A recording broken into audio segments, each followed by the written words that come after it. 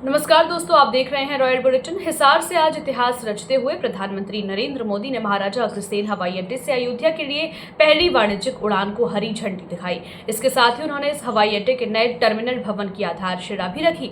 इस मौके पर प्रधानमंत्री मोदी ने अपने संबोधन में हिसार से जुड़ी अपनी यादों को साझा करते हुए कहा, हिसार से मेरी कितनी ही यादें जुड़ी हुई हैं। जब भाजपा ने मुझे हरियाणा की जिम्मेदारी दी थी, तब मैंने यहाँ अनेक साथियों के साथ मिलकर लंबे समय तक काम किया था। इन सभी साथियों के परिश्रम ने हरियाणा में भाजपा की नींव को मजबूत किया।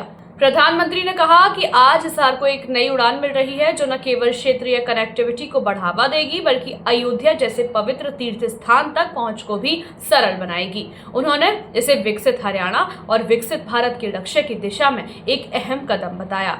इस विशेष अवसर पर प्रधानमंत्री ने संविधान निर्माता डॉक्टर भीमराव अम्बेडकर की जयंती का उल्लेख करते हुए कहा कि डॉक्टर भीमराव अम्बेडकर साहब का जीवन, उनका संघर्ष और उनके विचार हमारी सरकार की 11 साल की यात्रा का प्रेरणा स्तंभ बने हैं। आज सरकार का हर फैसला, हर नीति वंचितों, पीड़ितों, शोषितों, गरीबों, आदिवासियों और महिलाओं के जीवन को बेहतर बनाने के लिए समर्पित है। हमारा मंत्र है निरंतर विकास, तेज विकास।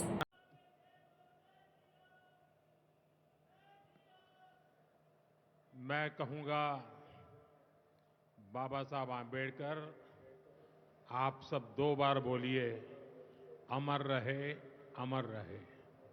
बाबा साहब आम्बेडकर, बाबा साहब आम्बेडकर, बाबा साहब आम्बेडकर। हरियाणा के मुख्यमंत्री श्रीमान नायब सिंह सैनी जी, केंद्रीय मंत्रिमंडल के मेरे साथी श्रीमान मुरलीधर मोहोल जी, हरियाणा सरकार के सभी मंत्रीगण, सांसद और विधायकगण और मेरे प्यारे भाई और बहनों, मारे हरियाणा के धाकड़ लोगों ने राम राम।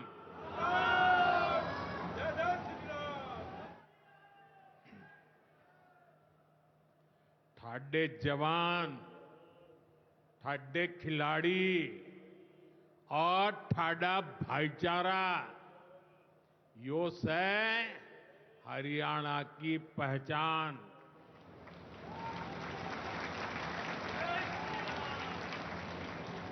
लावणी के इस अति व्यस्त समय में आप इतनी विशाल संख्या में हमें आशीर्वाद देने पहुंचे हैं। मैं आप सभी जनता जनार्दन का अभिनंदन करता हूं। गुरु जंबेश्वर, महाराजा अग्रसेन और अग्रोहा धाम को भी श्रद्धापूर्वक नमन करता हूं। साथियों, हरियाणा से, हिसार से मेरी कितनी ही यादें जुड़ी हुई है। जब भारतीय जनता पार्टी ने मुझे हरियाणा की जिम्मेदारी दी थी, तो यहां अनेक साथियों के साथ मैंने लंबे समय तक मिलकर काम किया था। इन सभी साथियों के परिश्रम ने भारतीय जनता पार्टी की हरियाणा में नींव को मजबूत किया है। और आज मुझे ये देखकर गर्व होता है कि भाजपा विकसित हरियाणा, विकसित भारत के लक्ष्य को लेकर पूरी गंभीरता से काम कर रहा है।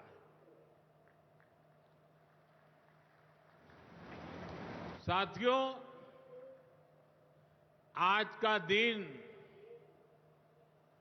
हम सभी के लिए, पूरे देश के लिए और खास करके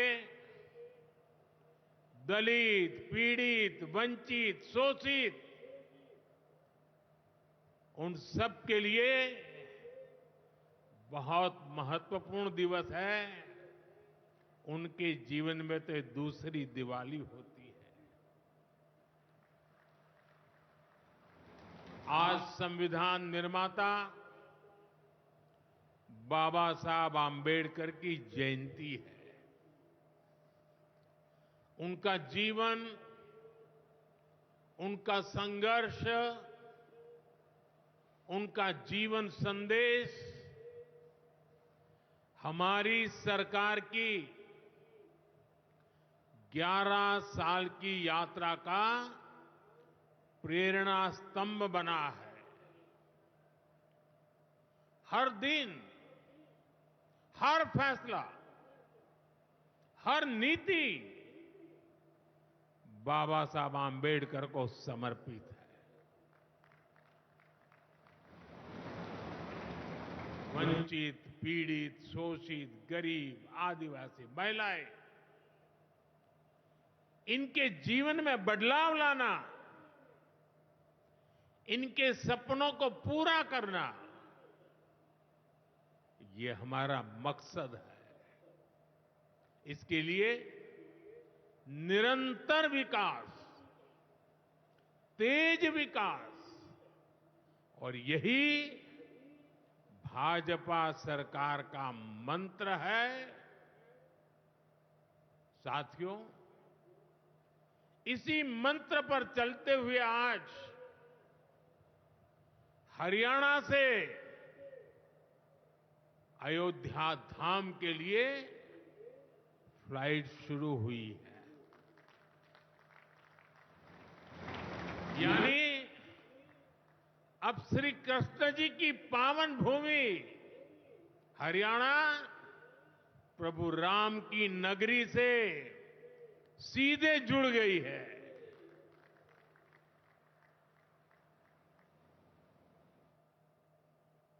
अग्रसेन हवाई अड्डे से वाल्मीकि हवाई अड्डे आज सीधी उड़ान भरी जा रही है। बहुत जल्द यहां से दूसरे शहरों के लिए भी उड़ानें शुरू होगी। आज हिसार एयरपोर्ट की नई टर्मिनल बिल्डिंग का शिलान्यास भी हुआ है।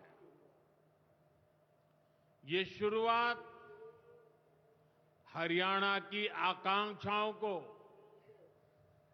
एक नई ऊंचाई पर पहुंचाने की उड़ान है। मैं हरियाणा के लोगों को इस नई शुरुआत के लिए ढेर सारी बधाई देता हूं। साथियों, मेरा आपसे वादा रहा है, हवाई चप्पल पहनने वाला भी हवाई जहाज में उड़ेगा।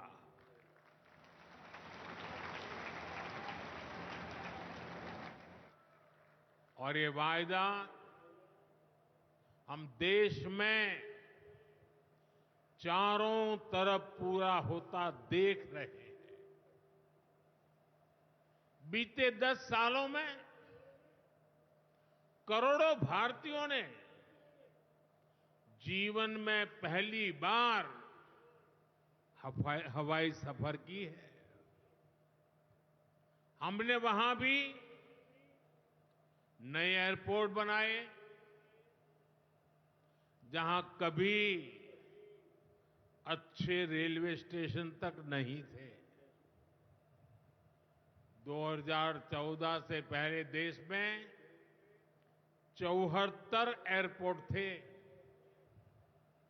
सोचिए, 70 साल में 74।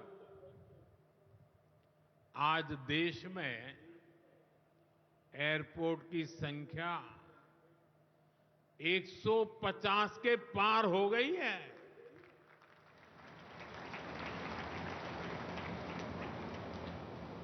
देश के करीब 90 एरोड्रम उड़ान योजना से जुड़ चुके हैं। 600 से अधिक रूट पर उड़ान योजना के तहत हवाई सेवा चल रही है। इनमें बहुत कम पैसों में लोग हवाई यात्रा कर रहे हैं और इसलिए आज हर साल हवाई यात्रा करने वालों का नया रिकॉर्ड बन रहा है। हमारी एयरलाइन कंपनियों ने भी रिकॉर्ड संख्या में 2000 नए जहाजों का, हवाई जहाजों का ऑर्डर दिया है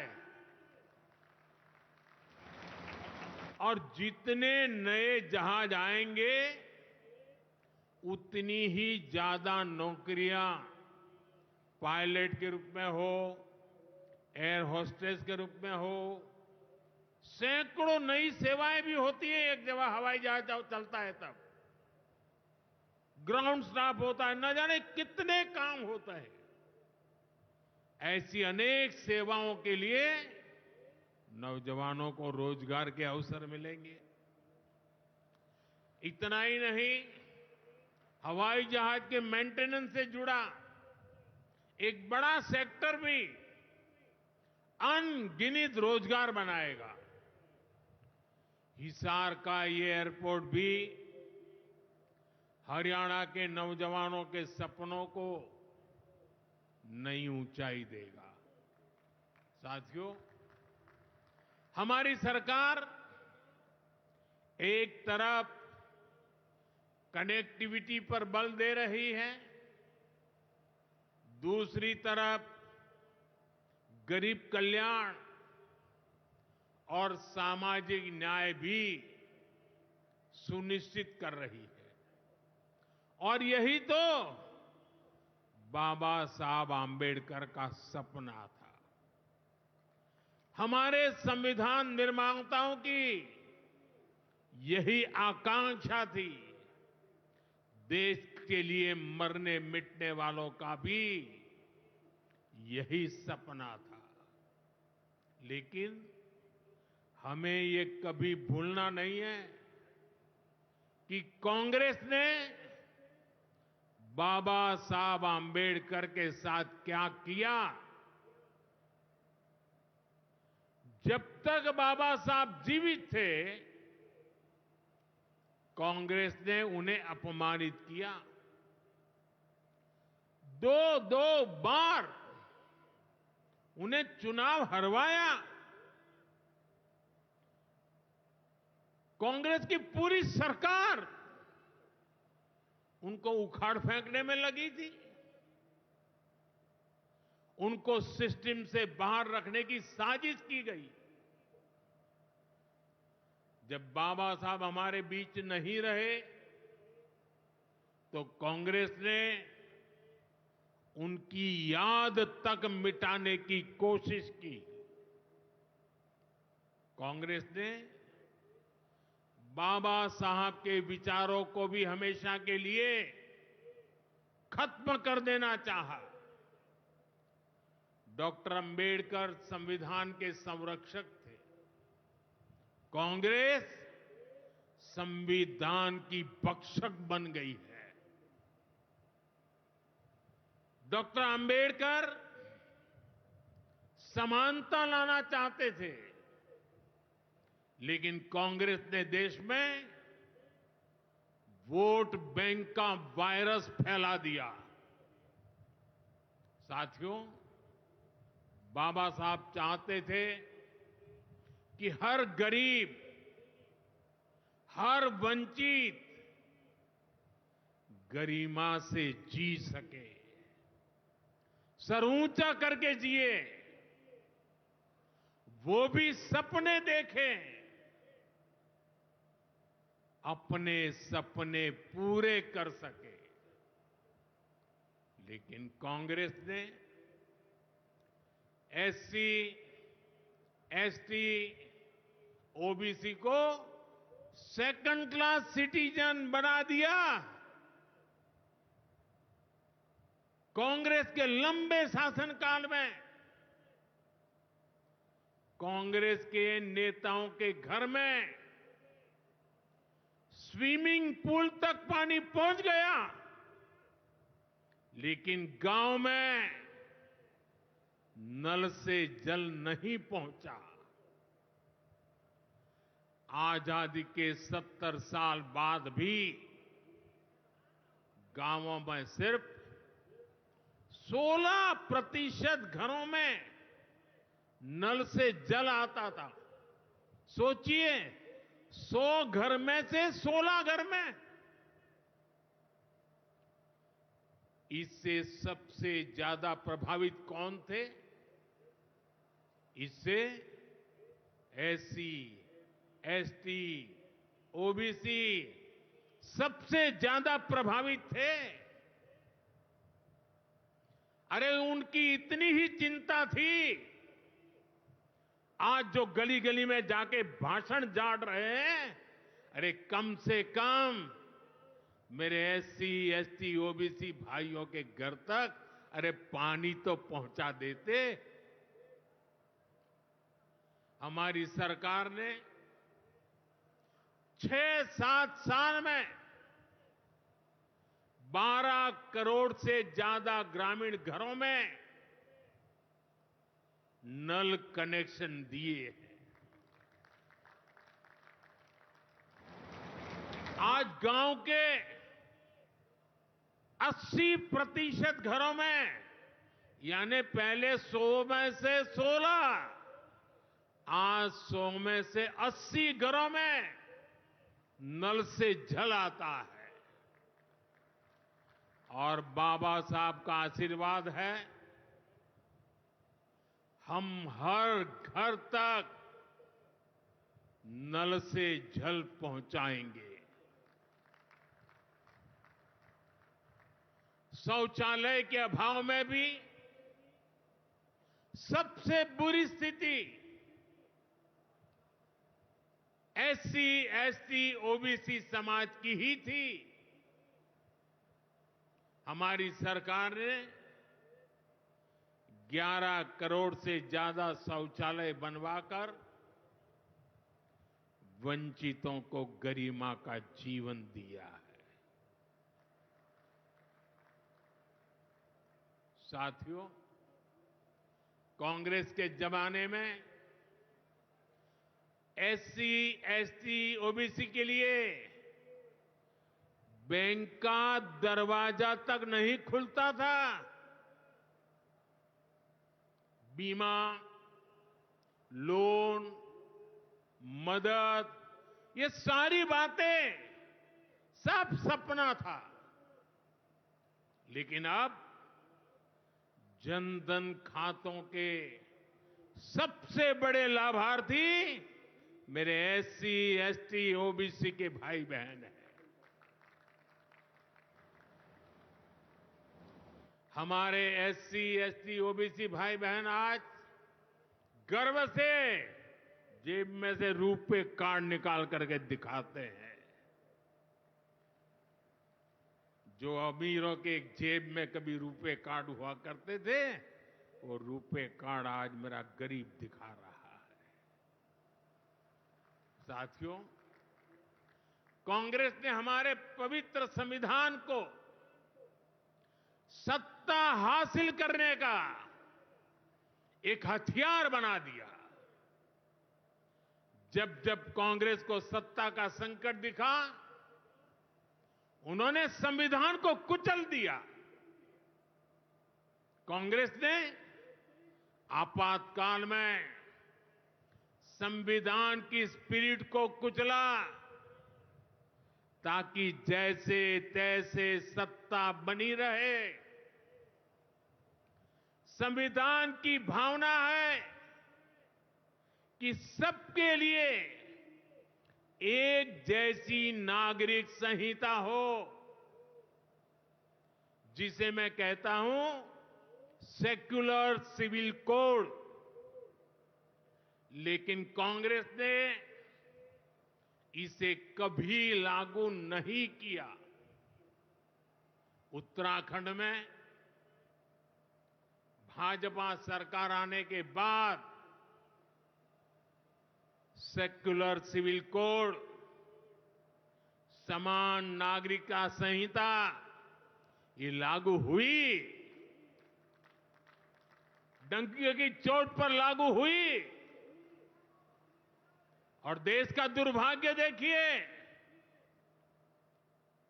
संविधान को जेब में लेकर के बैठे हुए लोग, संविधान पर बैठ गए हुए लोग, ये कांग्रेस के लोग उसका भी विरोध कर रहे हैं। साथियों, हमारे संविधान ने एससी, एसटी, ओबीसी के लिए आरक्षण का प्रावधान किया, लेकिन कांग्रेस ने उनको आरक्षण पहुंचा कि नहीं पहुंचा,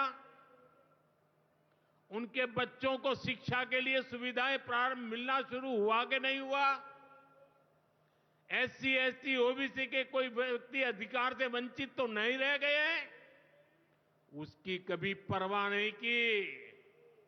लेकिन राजनीतिक खेल खेलने के लिए कांग्रेस ने बाबा साहब आंबेडकर ने जो सपना देखा था, सामाजिक न्याय के लिए संविधान में जो व्यवस्था की थी, उसको भी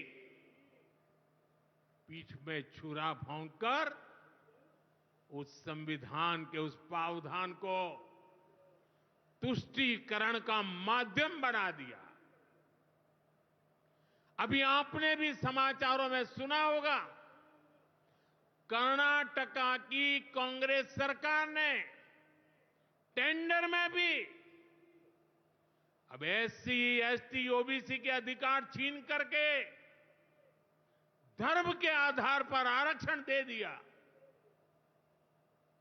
जबकि संविधान में बाबा साहब आंबेडकर ने साफ साफ शब्दों में चर्चा में कहा था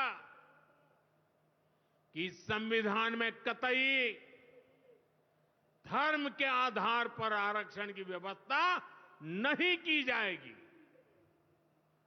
और हमारे संविधान ने धर्म के आधार पर आरक्षण के लिए प्रतिबंध लगाया हुआ है। साथियों, कांग्रेस की तुष्टीकरण की इस नीति का बहुत बड़ा नुकसान मुस्लिम समाज को भी हुआ है। कांग्रेस ने सिर्फ कुछ कट्टरपंथियों को ही खुश किया है, बाकी समाज बेहाल रहा, अशिक्षित रहा, गरीब रहा। कांग्रेस की इस कुनीति का सबसे बड़ा प्रमाण वक्फ कानून है।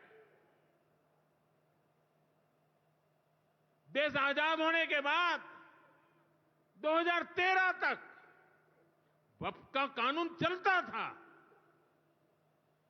लेकिन चुनाव जीतने के लिए, तुष्टीकरण की राजनीति के लिए, वोट बैंक की राजनीति के लिए 2013 के आखिर में, आखिरी सत्र में कांग्रेस ने इतने सालों तक चल रहे वक्फ के कानून में आनन फानन संशोधन कर दिया, ताकि चुनाव में वोट पा सके। वोट बैंक को खुश करने के लिए इस कानून को ऐसा बना दिया कि बाबा साहब आंबेडकर के संविधान की ऐसी की तैसी, संविधान से ऊपर कर दिया। ये बाबा साहब का सबसे बड़ा अपमान का काम था। साथियों, ये कहते हैं कि उन्होंने मुसलमानों के हित में किया। मैं जरा ऐसे सभियों से पूछना चाहता हूं, वोट बैंक के भूखे इन राजनेताओं से कहना चाहता हूं, अगर सच्चे अर्थ से आपके दिल में मुसलमानों के लिए थोड़ी भी हमदर्दी है तो कांग्रेस पार्टी अपने पार्टी के अध्यक्ष मुसलमान को बनाए। क्यों नहीं बनाते भाई? संसद में टिकट देते हैं 50% मुसलमानों को दो, जीत करके आएंगे तो अपनी बात बताएंगे। लेकिन ये नहीं करना है। कांग्रेस में तो कुछ नहीं देना है। देश के नागरिकों के अधिकारों को छीनना और देना, इनकी नीयत किसी का भी भला करने की कभी नहीं रही, मुसलमानों का भला करने की भी नहीं रही। यही कांग्रेस की अच्छी सच्चाई है।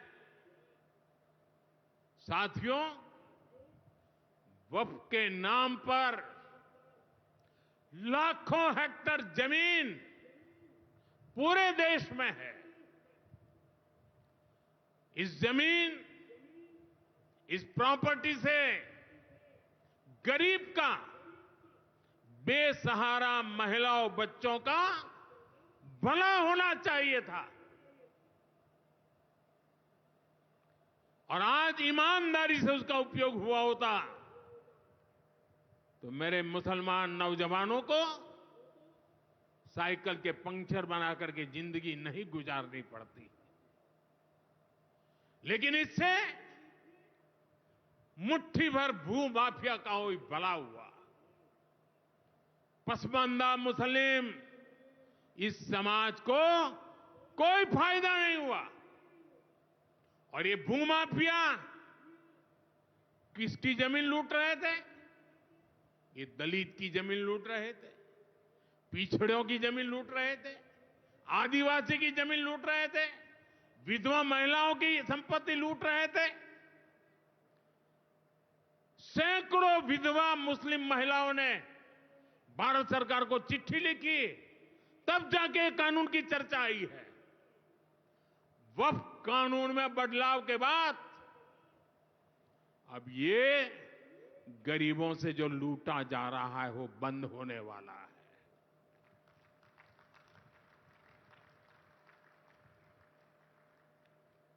और सबसे बड़ी बात, हमने एक बहुत बड़ा जिम्मेदारीपूर्ण महत्वपूर्ण काम किया है। हमने इस वक्फ कानून में एक और प्रावधान किया है।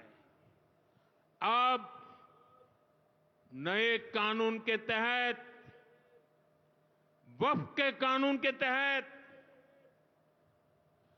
किसी भी आदिवासी की जमीन को हिंदुस्तान के किसी भी कोने में आदिवासी की जमीन को, उसके घर को, उसकी संपत्ति को ये वक्फ बोर्ड हाथ भी नहीं लगा पाएगा। ये आदिवासी के हितों की रक्षा करने का, संविधान की मर्यादाओं का पालन करने का हमने बहुत बड़ा काम किया है। नए प्रावधानों से वक्फ की भी पवित्र भावना का सम्मान होगा।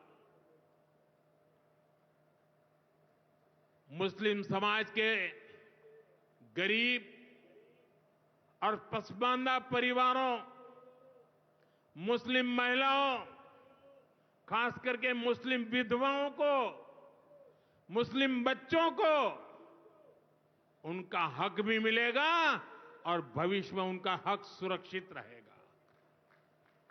और यही तो बाबा साहब आंबेडकर ने संविधान के स्पिरिट में हमें काम दिया हुआ है। यही असल स्पिरिट है, यही असली सामाजिक न्याय है। साथियों, हमारी सरकार ने 2014 के बाद बाबा साहब आंबेडकर की प्रेरणा को आने वाली पीढ़ियों तक पहुंचाने के लिए अनेक महत्वपूर्ण कदम उठाए। बाबा साहब देश और दुनिया में जहां जहां रहे, वे सभी स्थान उपेक्षित थे। जो संविधान के नाम पर अपनी राजनीतिक रोटी सेकने के लिए निकले हैं, उन्होंने बाबा साहब से जुड़े हुए हर स्थान का अपमान किया, इसे इतिहास से मिटाने का प्रयास किया। स्थिति ये थी कि मुंबई के इंदु मिल में बाबा साहब आंबेडकर का स्मारक बनाने के लिए भी देश भर में लोगों को आंदोलन करने पड़े। हमारी सरकार ने आते ही इंदु मिल के साथ साथ बाबा साहब आंबेडकर की महू की जन्मभूमि हो, बाबा साहब आंबेडकर जी की लंदन की शिक्षा भूमि हो, दिल्ली में उनकी महापरिनिर्वाण स्थली हो, या फिर नागपुर की दीक्षा भूमि हो, हमने सभी का विकास किया। इनको पंच तीर्थ के रूप में विकसित किया है। मेरा सौभाग्य है कि कुछ दिन पहले ही मुझे दीक्षा भूमि में जाकर, नागपुर जाकर बाबा साहब को नमन करने का अवसर मिला। साथियों, कांग्रेस के लोग सामाजिक न्याय की बड़ी बड़ी बातें करते हैं,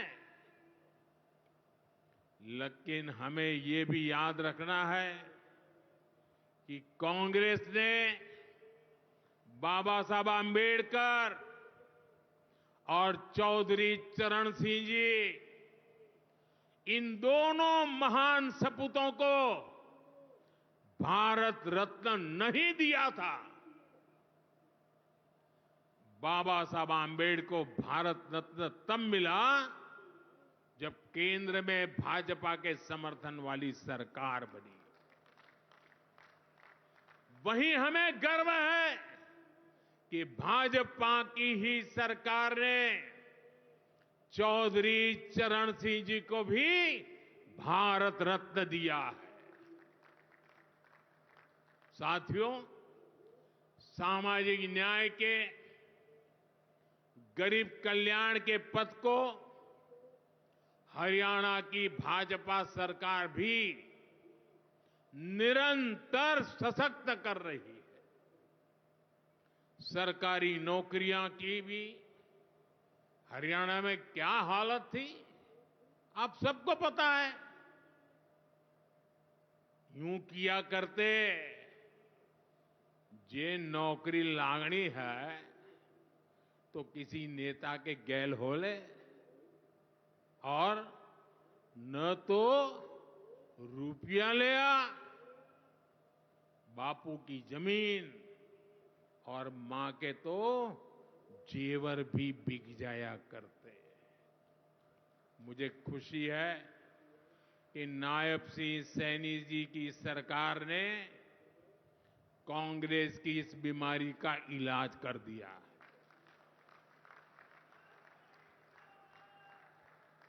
बिना खर्ची, बिना पर्ची के नौकरियां देने का जो ट्रैक रिकॉर्ड हरियाणा का है, वो अद्भुत है। और मुझे गर्व है कि मुझे ऐसे साथी मिले हैं, ऐसी साथी सरकार मिली है। यहां के 25,000 नौजवानों को सरकारी नौकरी ना मिले, इसके लिए कांग्रेस ने एड़ी चोटी का जोर लगा दिया था। लेकिन इधर मुख्यमंत्री नायब सैनी जी ने शपथ ली, उधर हजारों युवाओं को नियुक्ति पत्र जारी कर दिए गए। यह है भाजपा का, सरकार का सुशासन।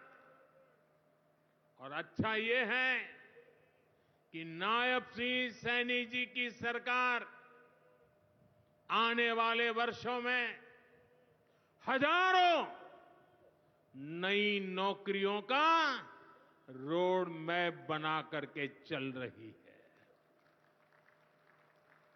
साथियों, हरियाणा वो प्रदेश है जहां बहुत बड़ी संख्या में युवा सेना में जाकर देश की सेवा करते हैं। कांग्रेस ने तो वन रैंक वन पेंशन को लेकर भी दशकों तक धोखा ही दिया। ये हमारी सरकार है जिसने वन रैंक वन पेंशन योजना लागू की। अब तक हरियाणा के पूर्व फौजियों को भी OROP के वन रैंक वन पेंशन के 13,500 करोड़ रुपए 13,500 करोड़ रुपए दिए जा चुके हैं। आपको याद होगा, इसी योजना पर झूठ बोलते हुए कांग्रेस सरकार ने पूरे देश के फौजियों के लिए सिर्फ 500 करोड़ रुपए का प्रावधान किया था। अब आप सोचिए, अकेले हरियाणा में 13,500 करोड़, और कहां 500 करोड़, कैसी आंख में धूल डालने की प्रवृत्ति थी। कांग्रेस किसी की सगी नहीं है, वो सिर्फ सत्ता की सगी है। वो ना दलितों की सगी है, न पिछड़ों की सगी है, न मेरे देश की माता बहन बेटियों की सगी है, और न ही वो मेरे फौजियों की सगी है। साथियों, मुझे पूरा विश्वास है कि हरियाणा विकसित भारत के संकल्प को मजबूती देगा। खेल हो या फिर खेत, हरियाणा की मिट्टी की खुशबू दुनिया भर में महक बिखेरती रहेगी। मुझे हरियाणा के अपने बेटे बेटियों पर बहुत भरोसा है। ये नया एयरपोर्ट, ये नई उड़ान हरियाणा के सपनों को पूरा करने की प्रेरणा बने, और इतनी विशाल संख्या में आप आशीर्वाद देने आए, ये मेरा सौभाग्य है। मैं आपको सर झुका करके नमन करता हूं, और अनेक सफलताओं के लिए अनेक अनेक शुभकामनाएं देता हूं, बहुत बहुत बधाई देता हूं।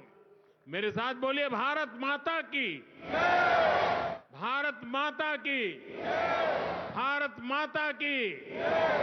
बहुत बहुत धन्यवाद। हिसार के लोगों के लिए यह दिन गौरव का प्रतीक बना और क्षेत्रीय विकास की दिशा में यह कदम आने वाले समय में अनेक संभावनाओं के द्वार खोलेगा। अपनी राय हमें कमेंट में जरूर बताएं, और ऐसे ही लेटेस्ट अपडेट्स के लिए हमारे चैनल रॉयल बुलेटिन को लाइक, शेयर और सब्सक्राइब करना ना भूलें।